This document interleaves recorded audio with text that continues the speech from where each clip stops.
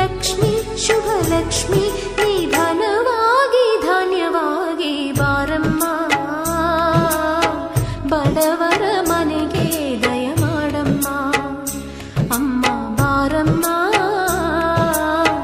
ಬಡವರ ಮನೆಗೆ ದಯ ಮಾಡಮ್ಮ.